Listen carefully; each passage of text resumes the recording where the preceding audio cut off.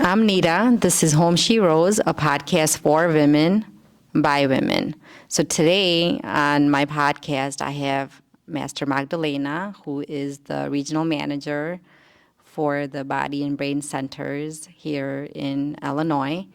I started this practice about 6 years ago, and she has helped me a lot, not just in my business, but you have helped me overcome a lot of things in my personal life, right?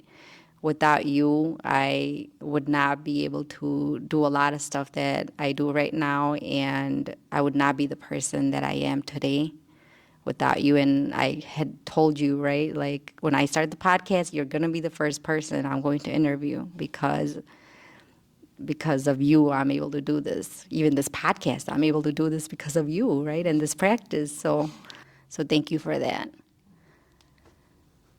So tell me, more about this practice. What is this body and brain practice?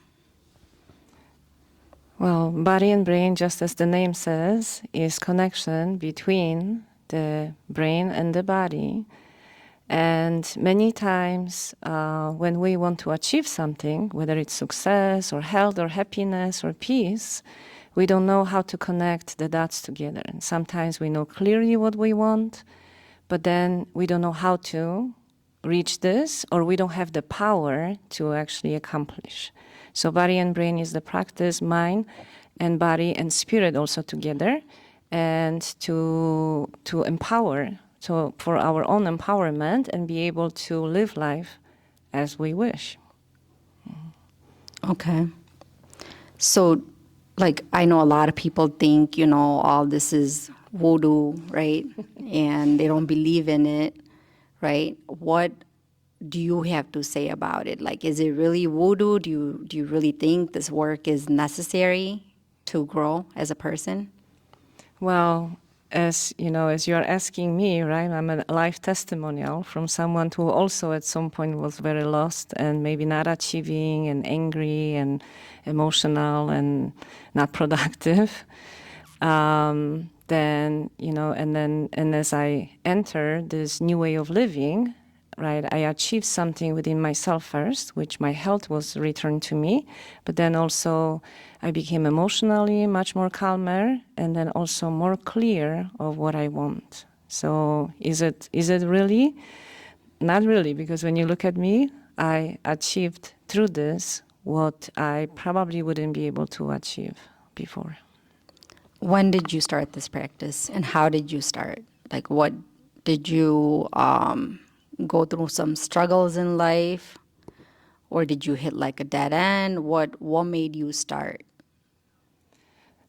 So actually, so I was 41. Can I say age? Yeah. Okay, I was 41. So that was in 2006, actually. Actually, it's going to be almost 18 years now in October that I felt, I used those three words: hopeless, helpless, and resigned. So hopeless because I didn't see any hope, like anything can change. Helpless because I didn't have anybody to actually, look or ask question or look into getting some help. And then resigned because it was like, I might as well just be like this. At least I'm not really, really sick, or at least I'm not really, really, not happy, right? At least I'm successful enough that I can say, okay, I can live just like that. So it's been some time. It took me about first 3 years to actually, my body was not in a good condition. So it took me about 3 years to heal my body. And then it took me another 3 years to heal my mind because there was so many doubts and there was so many questions. Why am I doing? What am I doing? Can I really change my life? So it took me about 3 years to heal that part. And then after 6 years, as finally found enough courage to say, you know what, this is what I'm going to do. I receive my own healing, and then I will not be happy until I share it with many. So that was my story, the beginning story. Do you think a lot of people struggle, like how you were when you started? I think many people struggle. So in my case, for example, was I was very good in hiding. So then outside everything looked great, but then inside was not so not so great. Right. So I've used a lot of energy on pretending. I use a lot of energy on hiding and then wanting to present myself. At that time, I thought I was presenting myself at my best, but actually it was more like acting, not really being true to myself.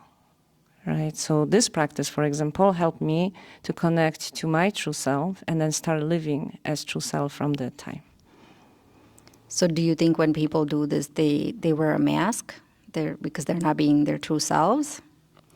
Well, it could be. It could be. We can call it mask. Yes. Yeah. So something that once we recognize that we put up the face that is really not our true bright face, right? Then once we recognize this, we can do something about it. So we can, well, not literally take the mask off, but become brighter, become happier, and therefore no need to have any mask. Just present ourselves as we are, with confidence. Right. Feel good in your own body, right? Yes. Okay. So do you think confidence comes from being your true self? Confidence is connected. So because the true confidence, we can be confident and again knowing what confidence looks like, knowing what confidence sounds like, and then we can again pretend, we can put up an act. But the true confidence is having the courage to take the step, whatever step it is that I need to take towards my own happiness, have the courage and then go for that. Right? So that is confidence. So with confidence, there is also trust. Right? So I trust that since I chose, then of course it's going to happen. Of course I can make it, and of course I can achieve. So why should I worry about it? So that changes completely the energy and the attitude towards something that is new that we are experiencing or something that we want to achieve, but we couldn't until now. Right? So we realized that actually we never took the first step towards that. And that's how I would describe success. Success is that step, and then the next step, and then the next step. Sometimes so fearful, sometimes so doubtful, but the step after step after step, and before we know, oh, here we are. And we achieve what we wanted. So taking small steps. Having the courage. The courage, Courage having to the courage. take. I think you said something yesterday in our session, right? Can you talk a little about that? About the courage? About the courage, yeah. Yes. So we have to find the courage to see things differently, to hear things differently, and then also to feel things differently. Because it's very easy to see just as is or hear something that we want to hear, but not necessarily helpful to us. And then also we can feel reaction to something because we don't like, or also we can feel ourselves, how are we receiving this, what we see, hear, or feel. So we can, in a way, conserve energy, right, for what we want versus being pre-consumed by just because somebody said something or just because I see something that maybe I don't like. Right. So why use energy for that when we can use it towards actually moving towards what we want, right? Right. Yeah, you have taught me a lot about conserving, the energy, right? Like you have explained to me when we don't make the decisions, right? That's using energy, right? Or if we're holding a grudge or have resentment, right, towards people, that also uses energy, right? And then you also talk about how we only have a certain amount of energy in a day, right?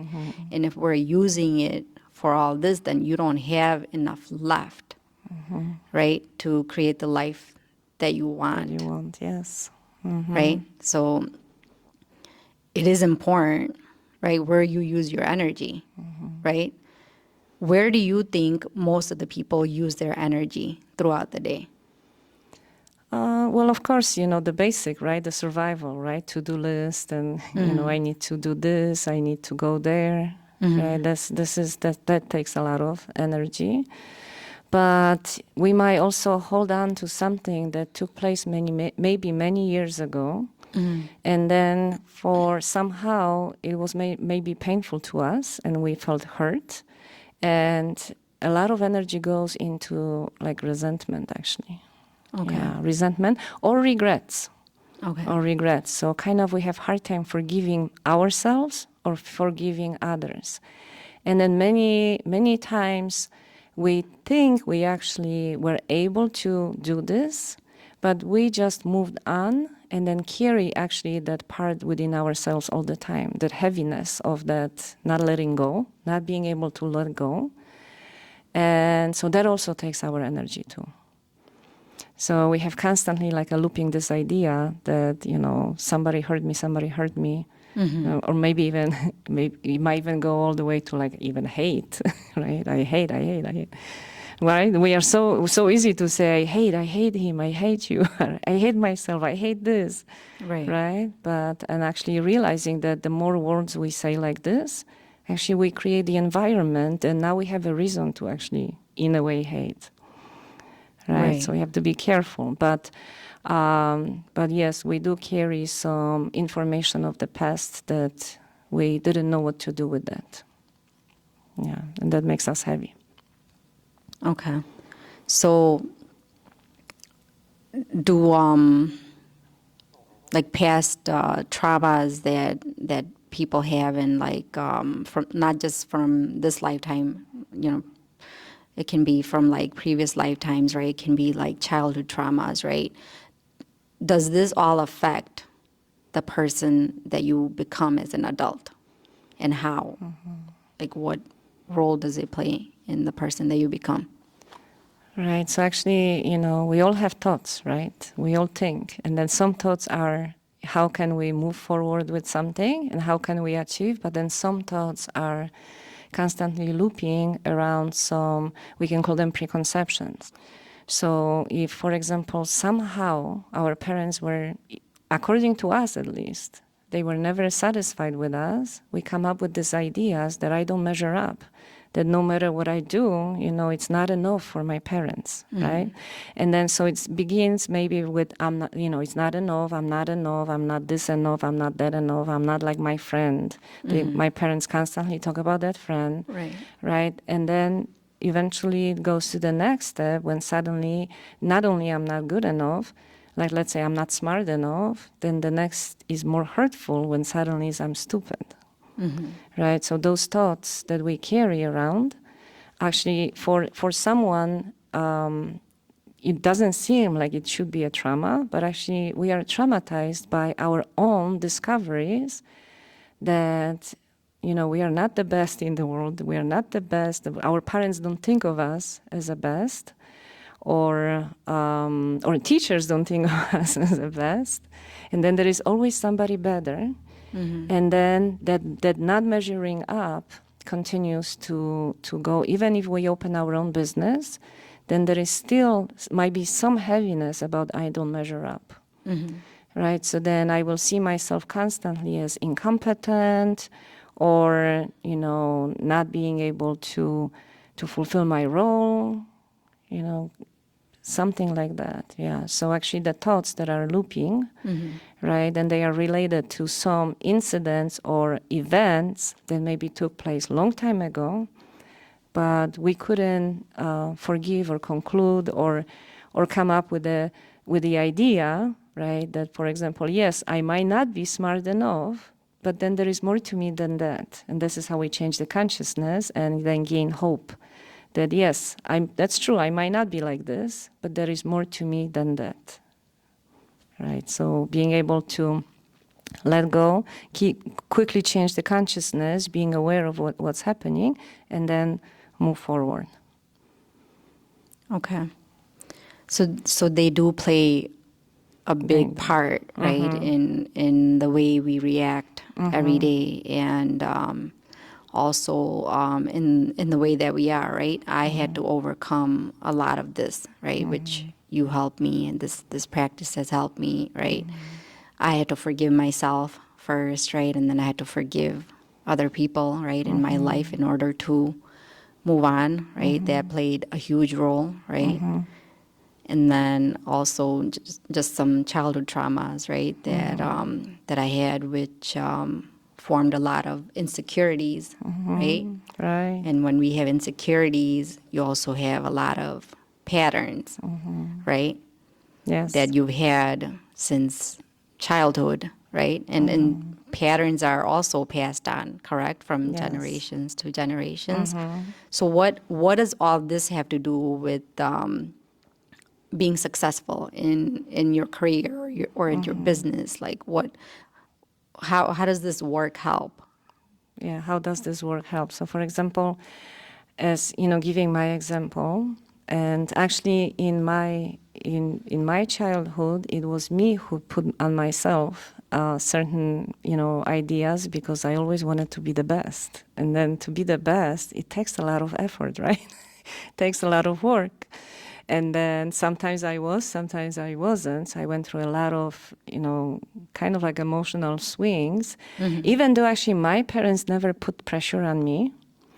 But I put this pressure on me because it was the other way. They didn't pay attention too much to me. So therefore I thought like I'm still not good enough. No matter how good I am, Right. like what I'm in my achievement as a student, right? Still not enough. But then I also created some of the preconceptions, for example, being 9 years old, and then I liked the boy, but the boy didn't look at me. So then I look at the girl that he was looking at, and then I started, of course, I was a stick, like at that time, I was like so tall and stick. Well, of course he doesn't like this, So from that moment, what happens? I started paying attention. I'm ugly. So still, I carried so long, I'm ugly, until actually during this practice, I realized, actually, you know what? I'm not ugly. Right. Right? So, but that prevented me from being true me because I had to always, wear certain things, look certain way to present myself, right? Right. And then another thing was that actually I became pregnant very young. I was 18 and had my daughter when I was 19. And, in Poland, we couldn't finish school being pregnant. So then I watched some of my friends that maybe I consider that maybe I don't know, maybe I was like a little smarter than them. And then they finished high school, they finished college. So what happens? I got this idea, I'm stupid, right? So it's not always just the trauma that it's happening, that somebody can do something. We can put ourselves in certain like realm. So then for all these years, I was ugly and I was stupid. So then the third part comes, I have nothing to bring to this world, so I shouldn't speak. So everywhere I went, I couldn't open my mouth. Now, of course, hello, hi, what do we need to do? Yes. But talking about conversations, forget about it. And then until, like I realized that why I was not so happy, even though successful, and then my body was not, falling apart, because I could not offer myself to this world. So those three things, right? I'm ugly, I'm stupid, and then I have nothing to bring to the world because what could I bring, right? So this is the limitations actually I put by myself. So many women, especially women, many limitations they put by themselves. Right. Right. So this is how my life got affected until I came to the practice, and as I mentioned, 3 years, and decided to do the work. Right. So these are like the stories that we form in our minds, right? Which like this in this practice, right? We're taught like our thoughts are not us. Correct. Right. Like for the longest time, I did not understand that. I just started understanding that like last year. So can you explain more on that? Like what does that mean? Right. So like, when we identify with the thoughts, or preconceptions or thoughts, then we put our energy towards that, and actually we create the reality according to that. So then if I'm ugly, for example, then constantly I'm going to be comparing myself, and instead of enjoying, for example, evening somewhere, I'm just comparing, right? Myself to somebody else. Or stupid, for example, or not smart enough, then every conversation with anybody, and if somebody can question even something right away, well, of course, because I'm stupid. Here, there we go, another person had to question, right? So it's very hard to, again, focus on what we want, but as we, for a moment, stop and then can just breathe and say, like, wait a minute, who is saying this? And then what are those thoughts we can call voices, right? What are those thoughts or voices coming from? And then we realize it's like, oh my gosh, I am the one that hold on to them, right? But when we can actually distance ourselves, we can recognize how many thoughts we have, how many opinions we have about ourselves, how much we calculate, what will I gain from this, what will I lose from something. So a lot of this we lost that train of thought. He can cut it. Yeah, we can cut it.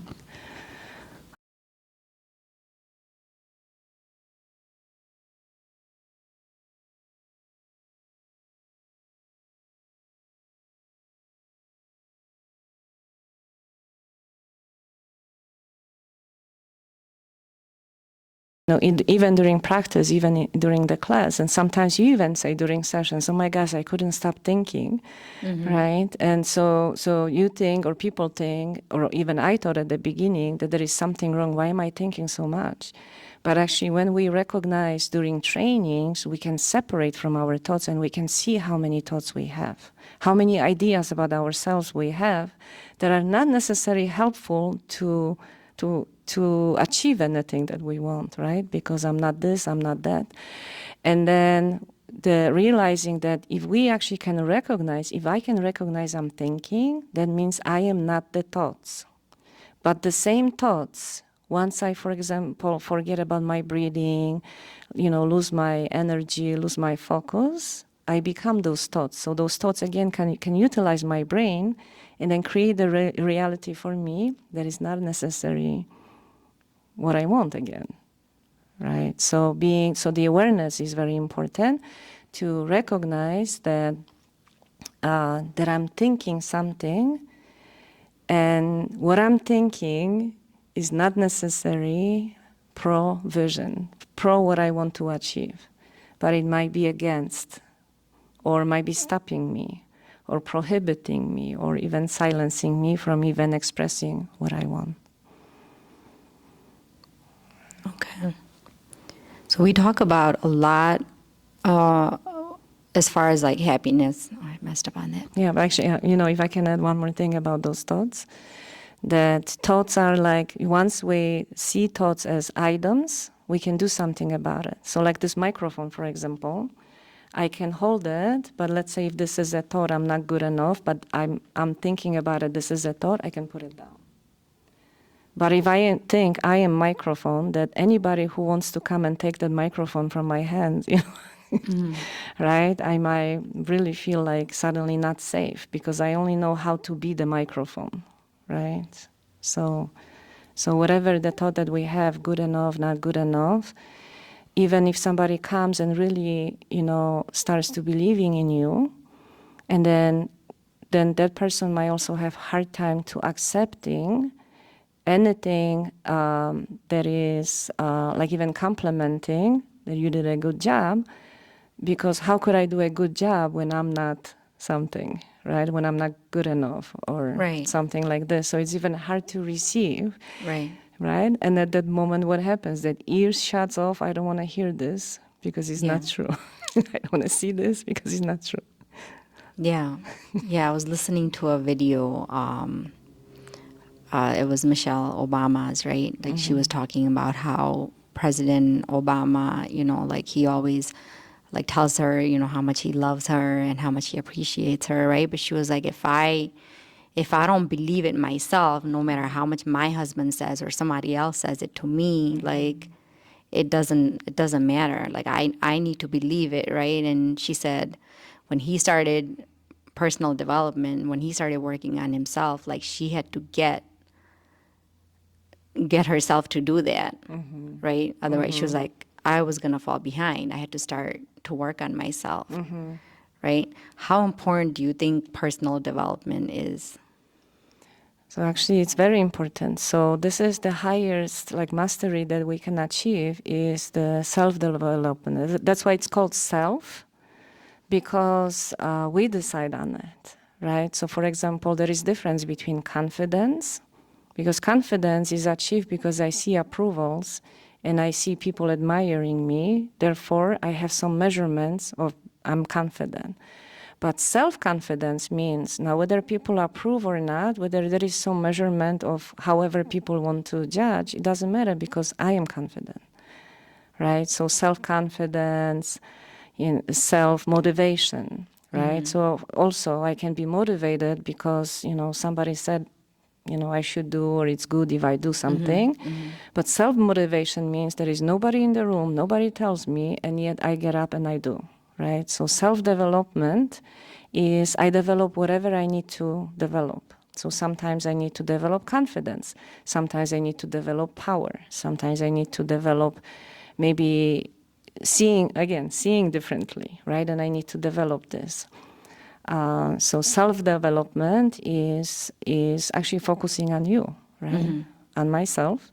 And then therefore the attention goes here, and then I can grow my energy, and then I can achieve more, and I can also share with others, right? So self-development is very important. But how does that help, like in someone's career or in their business? Well, if we can recognize, for example, our thoughts, right? That we, on one side, might be very successful, even CEO of the company, but for example, maybe not so successful in relationships with people that are not related to the work and job. So that self-development can help recognize that there is part of me that is maybe not healed, that there is still part of me that thinks is not enough, and then also part of me that thinks that it's okay to be, for example, in professional world this way, but maybe at home a little bit different. So that is not integrated. Things are not integrated, right? So self-development helps us to be always true no matter what. We can be nervous, but true, right?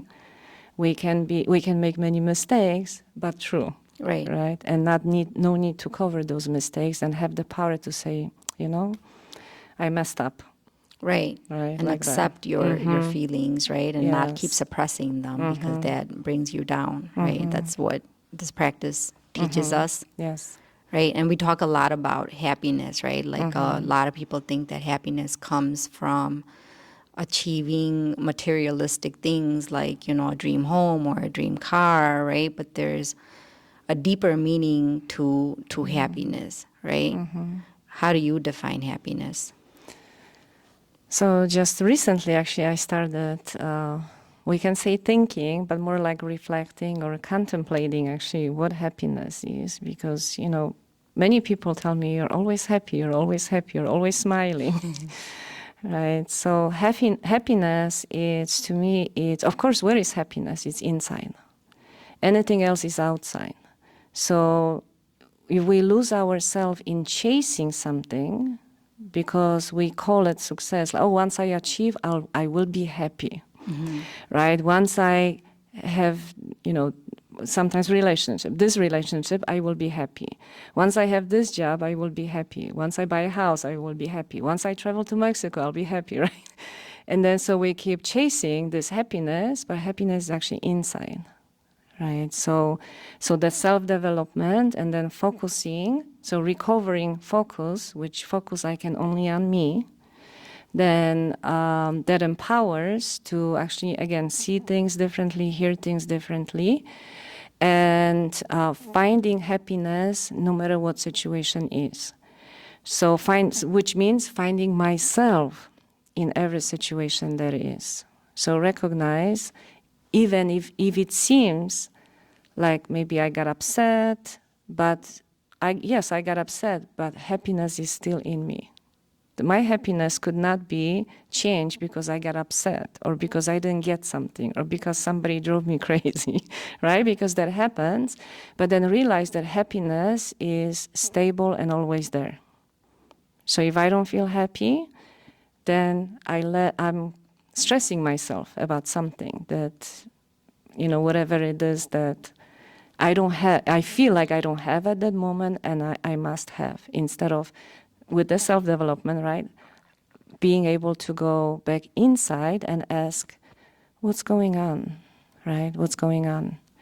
We were from young age taught how to behave, but actually not that many people ever went next to you and asked, what's going on, right? How do you feel?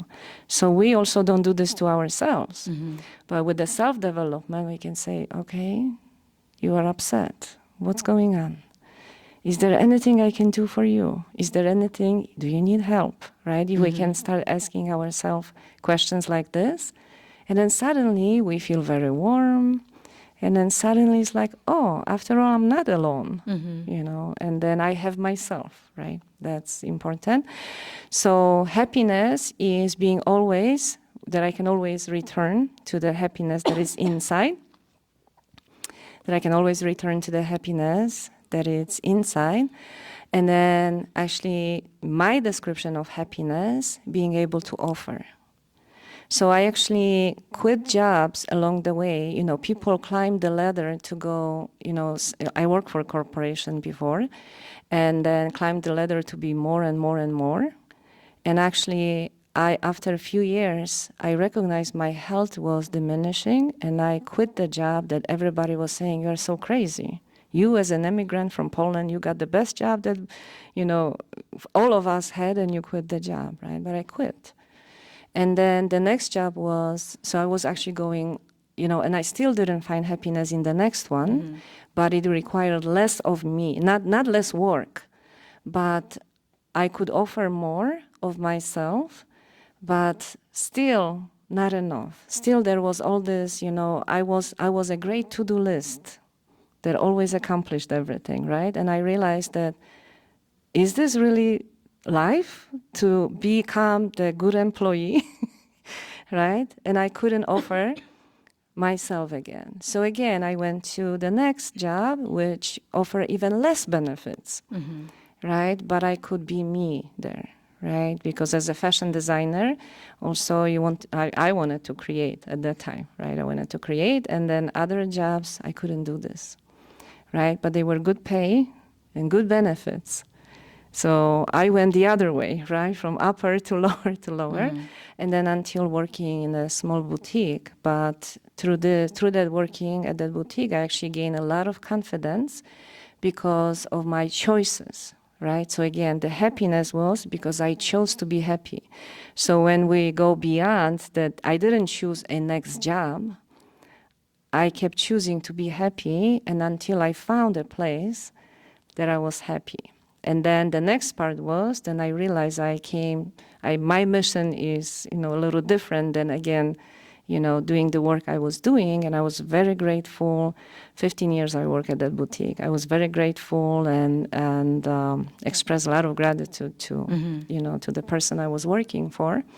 And then moved to, to become instructor, and then healer, and then master, and now the workshop trainer. Yeah, you've achieved a lot in the last few years. Yeah, there's been a lot of growth, right? How does I forgot what I was going to ask. I had it in my mind and then I forgot. Yeah. So I can tell you one more sentence. Happiness begins with choice. So once you choose yourself, then there is happiness along the way. Every step you move, and then you keep finding yourself in that process, you smile. You smile, and you smile until you smile all the time. Yes, thank you. Thank you for taking out the time and being here with us. I appreciate you. You know that. You've done a lot for me. You've helped me a lot, so I appreciate it. Thank you for allowing me to share. You're welcome.